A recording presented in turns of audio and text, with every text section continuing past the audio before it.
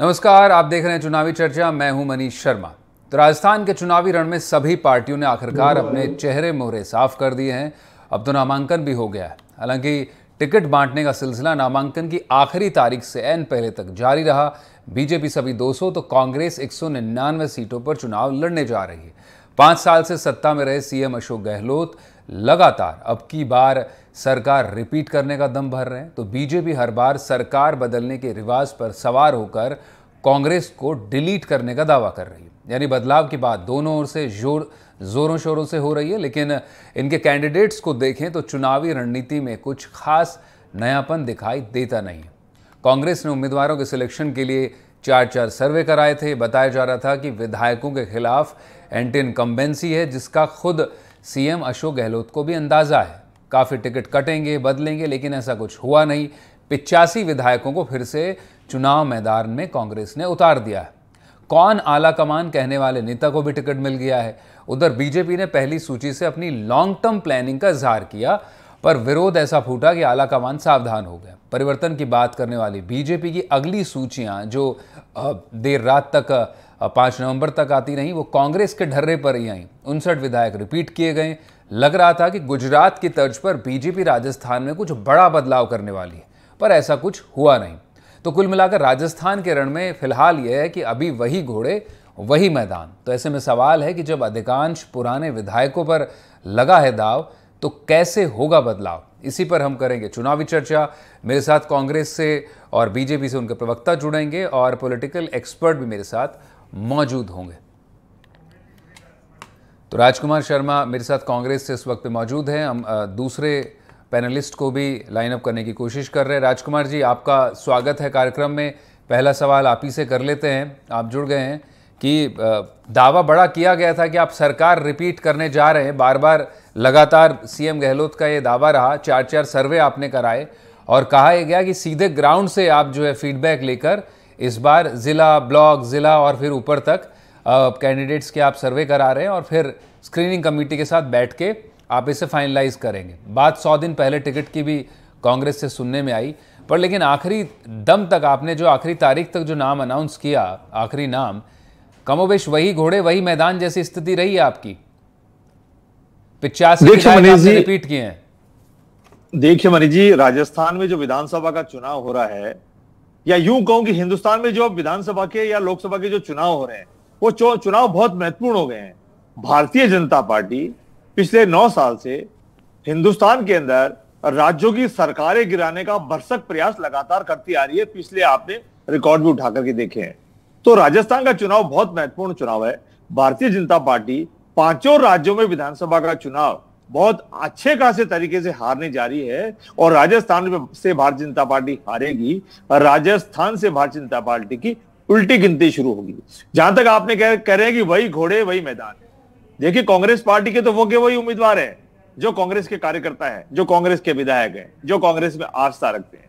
लेकिन भारतीय जनता पार्टी ने 7 अपने सांसद वो उतारे जो राजस्थान की भोली जनता ने इनको दिल्ली में भेजा था 5 साल के लिए। उनको बीच में उन्होंने यहां पर उनको उतारा है। और रही बात आप कह रहे घोड़े मैदान वही है, लेकिन एक नई चीज और इस विधानसभा चुनाव में आपको देखने को मिल रही है जो पिछली बार नहीं थी। सरकारी एजेंसियां भी इस वक्त भारतीय जनता पार्टी की साथी सहयोगी मिलकर के कांग्रेस पार्टी के साथ चुनाव लड़ रही है। और एक विचित्र बात और है, इस बार कांग्रेस पार्टी के साथ राजस्थान की जनता चुनाव लड़ रही है और राजस्थान की जनता चुनाव लड़ने के साथ साथ कह रही है चौथी बार गहलोत सरकार, रिवाज बदलेंगे, राज नहीं बदलेंगे। 2023 के अंदर 2030 का विजन भी इसके अंदर है। इसलिए निश्चित तौर पे इस चुनाव में बहुत नई नई बातें हैं। और मैं आपको मनीष जी बता दूं, 3 दिसंबर को हम सरकार बनाएंगे, हमारे पक्ष में परिणाम आएंगे। राजस्थान की जनता जिनको हमने माई बाप मान के, हमने गरीब को गणेश मान के, हमने महंगाई से जो उनको राहत दी है, 10 तरह की शानदार राहत दी है, और जो कल से हमारी गारंटी योजनाएं जारी होने वाली है,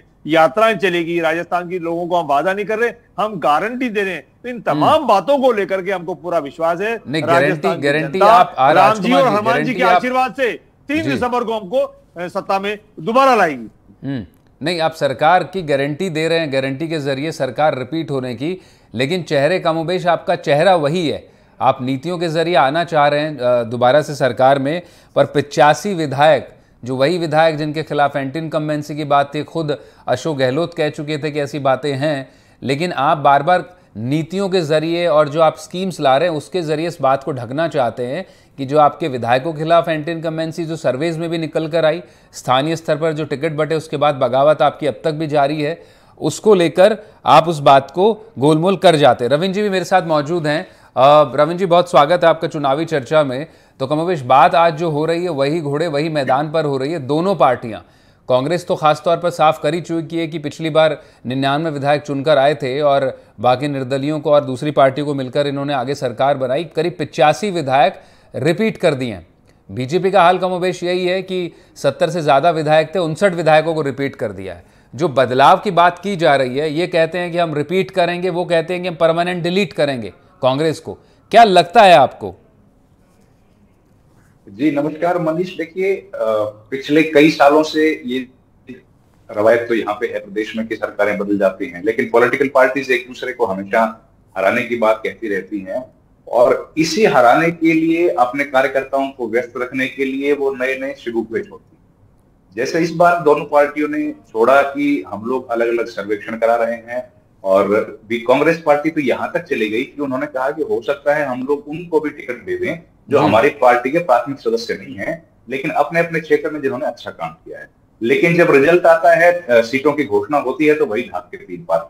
इसके पीछे देखिए एक सामान्य सी बात, ये जो आम धारणा है कि अशोक गहलोत कभी ये चाहते नहीं है कि उनकी पार्टी बहुत बड़े मार्जिन के साथ जीते। वो शायद यही चाहते हमेशा कि मोटा मोटी 100 के आंकड़े के आसपास ही रहे ताकि उनको अपनी जादूगरी दिखाने का मौका मिलता रहे। और कांग्रेस पार्टी करीब काफी लंबे समय से हम लोग देख रहे हैं तो उस आंकड़े को बहुत ज्यादा पार कर नहीं पाई जी, जबकि बीजेपी 160 सीट तक चली जाती, 155 तक चली गई थी। ये ठीक है आपकी बात कि दोनों पार्टियां समोबेश वैसी हैं, लेकिन जो एनडीटीवी ने एक सर्वेक्षण कराया था और कुछ दूसरे संस्थाओं में भी ऐसे सर्वेक्षण हुए हैं मनीष, उसमें एक बहुत महत्वपूर्ण चीज देखने को आई है कि जो कांग्रेस और बीजेपी पुराने समय में यानी कि पुराने 2018 के चुनाव तक जो 80% वोट के बीच में सिमट जाया करती थी, इस बार वो वोट फीसदी कम से कम 5 से लेकर के 7% तक बढ़ने की संभावना है। यानी कि जो अन्य दल है, चाहे वो निर्दलीय हों या छोटे दल हों जिसमें आरएलपी, बीएसपी जैसे और आदिवासी पार्टी जैसे दल शामिल हैं, वो कहीं ना कहीं उनका परसेंटेज स्विंग करने वाला है। तो ये बहुत महत्वपूर्ण है कि इसमें वोटिंग परसेंटेज बढ़ेगा और जो आम जनमानस है शायद उसका कहीं ना कहीं भरोसा राष्ट्रीय पार्टी की तरफ बढ़ता जा रहा है। तो ये शायद राजस्थान की जनता ने इस बात का फैसला कर लिया है कि पार्टियां तो बदलने वाली नहीं है, शायद उनको ही ट्रेंड कुछ बदलाव के लेके आना पड़ेगा और वही रिवाज बदले उन्हीं के हाथ में। जी आपके सर्वेक्षण जी, आपके सर्वेक्षण में ये बात साफ साफ हमने देखी, बाकी दूसरे सर्वेक्षणों में भी ये देखने को मिला है कि इनका वोटिंग परसेंटेज में थोड़ा सा बढ़ोतरी होने की संभावना है। इसके अलावा देखिए दूसरी बात हमको देखने को मिली कि महिलाओं के बारे में सब राजनीतिक दलों ने चर्चा की, लेकिन बहुत सीमित संख्या में महिलाओं उस पर भी आएंगे रविंद्र जी। महिलाओं की बात थी, युवाओं की बात थी, खासतौर पर लगातार जिस तरह से बातें बड़ी की गई, 33% आरक्षण की बात खुद विशेष सत्र बुलाकर बीजेपी लेकर आई और कानून बना, लेकिन फिर भी उसके बावजूद अगर देखें तो कांग्रेस से कम उन्होंने महिला प्रतिनिधित्व उनकी सीटों में दिखा है। इस पर भी आएंगे। युवा चेहरों को लेकर भी बात लगातार होते रही है, उस पर भी हम आएंगे। इस बीच बीजेपी के स्पोक्स पर्सन भी मेरे साथ मौजूद हैं, सुरेश गर्ग जी, उनका भी रुख कर लेते हैं। सुरेश जी, बात यह थी कि गुजरात की तर्ज पर कोई बड़े बदलाव की लॉन्ग टर्म प्लानिंग की बात थी बीजेपी की ओर से। पहली लिस्ट में कुछ आपने हौसला दिखाया भी, बड़ी आक्रामक शैली में आपने टिकट बांटे, 7 सांसदों को टिकट दिया, जो मौजूदा नेतृत्व उसको आपने नज़रअंदाज किया, आला कमान के हाथ में पूरी तरह से टिकटों की कमान देखी गई। लेकिन जो अगली सूची आई, जो विरोध का वो गुब्बारा फूटा पहली सूची के बाद, वो जो अब तक नहीं थमा आपका, बात गुजरात की तर्ज पर चुनाव जीतने की थी, लेकिन वहां तो सीएम रहे विजय रूपाणी तक का टिकट काट दिया गया था। लेकिन राजस्थान में तो 59 विधायक आपने रिपीट कर दिए हैं। इनके बूते आप जो बदलाव या कांग्रेस को डिलीट करने की बात कर रहे हैं, कितनी खरा उतरेगा आपका ये दावा? देखिए मनीष जी, भारतीय जनता पार्टी ने जो भी टिकट दिए वो सोच समझ के दिए हैं और जो भी कैंडिडेट है वो जीत के आएंगे, क्योंकि हमारे यहाँ पे चुनाव संचालन समिति होती है, एक कमेटी होती है, कोर कमेटी होती है, उन सभी के निर्णय के द्वारा और जो फीडबैक आता है उन सबको ध्यान में रखते हुए सबको टिकट दिए हैं। जो जो जीतने वाले कैंडिडेट है उनको दिए हैं। जहां हमको सीट चेंज करनी थी वहां पे सीटें भी चेंज की है। जहां जो एग्जिस्टिंग कैंडिडेट है उनको एग्जिस्टिंग किया। तो इस तरह से इस तरह का कोई वो नहीं है कि साहब भारतीय जनता पार्टी ने ऐसा कर दिया और वो ऐसा कर दिया। लेकिन हमारे यहाँ है कि संगठन मजबूत है, संगठन जो कहता है उसी को करते हैं, हर आदमी उसके अनुयायी होता है। और भारतीय जनता पार्टी उसका परिणाम देख लेना, 2023 के अंदर जो पिछला रिकॉर्ड है ना वो सब तोड़ ताड़ के जितने पिछले हमने 163 सीटें जीती, उससे ज्यादा सीटें भारतीय जनता पार्टी जीत के आएगी। और किसी भी सर्वे में उठा के देख लीजिए कि भारतीय जनता पार्टी की सरकार बन रही है। और इवन मुख्यमंत्री खुद भी कहते हैं, मुख्यमंत्री खुद भी बोलते हैं कि भाई अब हमारे काम की गारंटी वो मांग रहे हैं कि भाई हमने जो योजनाएं चालू की वो बंद तो नहीं होगी। तो नहीं, लेकिन आप भी उसकी गारंटी ये दे रहे हैं। उन योजनाओं को तो आप भी अच्छा मानते हैं। खुद प्रधानमंत्री ने कहा कि हम योजनाएं बंद नहीं करेंगे, यानी योजनाएं तो अच्छी गहलोत की। जब सुरेश जी, मैं मेरा सवाल खत्म कर लूं। आप कह रहे हैं कि खुद मुख्यमंत्री कहते हैं कि हमारी योजनाएं खत्म नहीं करेंगे, तो खुद प्रधानमंत्री राजस्थान की धरती से ये कहते हैं कि उनकी योजनाओं को हम बंद नहीं करेंगे, यानी उनकी योजनाएं अच्छी हैं। मुझे याद है छत्तीसगढ़ में प्रधानमंत्री ने कहा है अपनी रैली में, अभी मुझे याद है छत्तीसगढ़ में प्रधानमंत्री ने कहा है कि सरकारें नारों से नहीं चलती, सरकारें रीति और नीतियों से चलती हैं। बिल्कुल मनीष जी, बिल्कुल सही बात है। राजस्थान में हम गारंटी देते हैं कि यहाँ पे भ्रष्टाचार जड़ से खत्म करेंगे। हम गारंटी देते हैं कि जो 70 लाख युवाओं के साथ में इन्होंने नहीं, तो जब अगर कांग्रेस की नीतियां अच्छी है तो फिर बीजेपी क्यों? कांग्रेस की नीति मुझे ये बताइए मनीष जी, कांग्रेस की नीति क्या थी? पिछले 5 साल तक इन्होंने अपनी कुर्सी बचाने के अलावा कोई काम किया हो तो बता दीजिए। आप ये बताइए, इनकी जो 10 योजनाएं, गारंटी योजनाएं जो राजस्थान में चालू हुई है, उनमें से कितना भ्रष्टाचार हुआ ये तो सब जाएगा। 25 लाख रुपए चिरंजीवी योजना की बात कर दीजिए, ये प्रवक्ता बैठे, इनसे पूछ लिए 25 लाख रुपए का उपयोग किसी एक भी व्यक्ति ने, सिंगल व्यक्ति ने भी किया हो तो मैं मान जाऊंगा। ये है, इन्होंने उच्च शिक्षा योजना चालू की थी। उच्च शिक्षा योजना के अंदर कौन गया? तो आपका काम है, आप विपक्ष में आप एक्सपोज कीजिए उन्हें, अगर नीतियों पर बात है। आप तो कह रहे हैं उनकी नीतियां बंद नहीं करेंगे।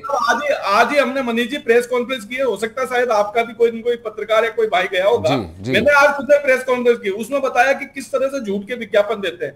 आपने देखा होगा अशोक गहलोत जी ने एक झूठ का विज्ञापन दिया था, उसमें बताया कि 1150 रुपए का सिलेंडर 500 रुपए में हम दे रहे हैं। अब मुझे इनसे पूछिए, 15 लाख रुपए हिंदुस्तान के प्रत्येक व्यक्ति के अकाउंट में आएंगे मनीष जी, तो या आगे क्या मैं पूछना चाहता हूँ भारतीय जनता पार्टी के प्रवक्ता महोदय, 15 लाख रुपए अकाउंट में आगे क्या 9 साल पहले कहा था?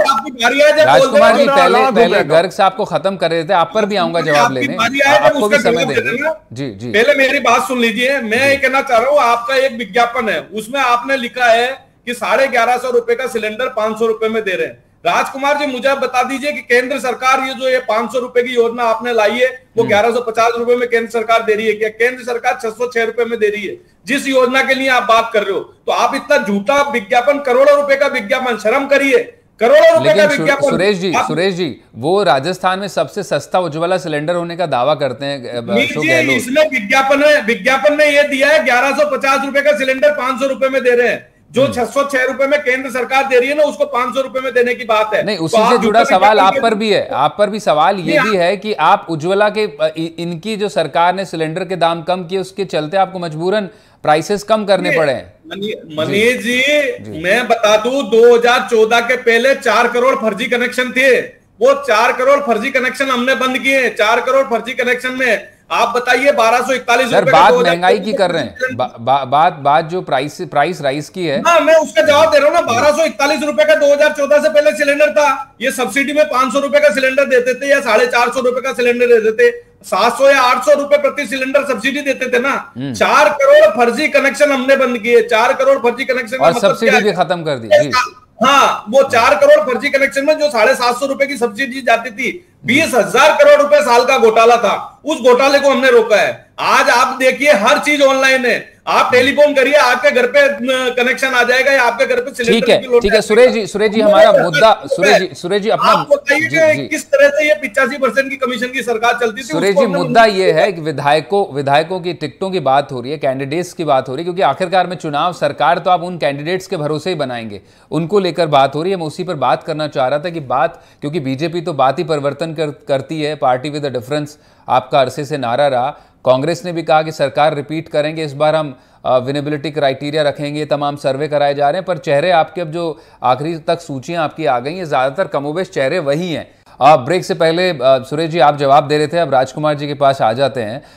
राजकुमार जी, बात जिस तरह से आरोप आपने आप पर लगाया बीजेपी के प्रवक्ता ने कि जो दावे आप करते हैं, नीतियां जो आपकी हैं, इम्प्लीमेंटेशन को लेकर तो सवाल है, और वो इम्प्लीमेंटेशन का सवाल आपके विधायकों के खिलाफ कहीं ना कहीं सर्वे में एंटी इनकम्बेंसी में भी दिख रहा था, जिसका अंदाजा खुद अशोक गहलोत को था, लेकिन उसके बावजूद विधायक आपने 85 रिपीट किए हैं।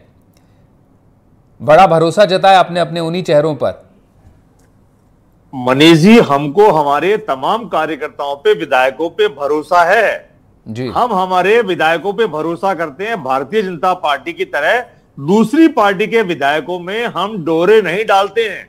हम दूसरी पार्टी के खिड़की दरवाजों में भारतीय जनता पार्टी की तरह नहीं देखते हैं। हम हमारे घर की तरफ देखते हैं। हमारे कांग्रेस पार्टी के तमाम कार्यकर्ताओं में कांग्रेस पार्टी का डीएनए है। मैं आपके चैनल पे कहता हूं, हमने 5 साल में राजस्थान की बेहतर सेवा की है। नहीं सहेंगे महंगाई की मार, अब की बार मोदी सरकार, इस नारे के बावजूद भी हमने 5 केंद्र के बड़े बड़े बजट देखे, राजस्थान को ठगा सा महसूस देखा। हमने 5 शानदार बजट दिए, उसमें कोई टैक्स नहीं लगाया। राजस्थान की जनता को हमने 10 बड़ी योजनाएं देके, जिससे भारतीय जनता पार्टी को पिंक कलर के नाम से डर लगता है, वो टेंट लगा के हमने राजस्थान की जनता को लाभ दिया। और मनीष जी, आज चुनाव चालू हो चुका है और आपको ताज्जुब होगा कि इस चुनाव में राजस्थान की जनता कांग्रेस पार्टी के उम्मीदवारों के साथ लड़ रही है भारतीय जनता पार्टी से, और कह रही है चौथी बार गहलोत सरकार, कह रहे हैं रिवाज बदलेगा, राज नहीं बदलेगा।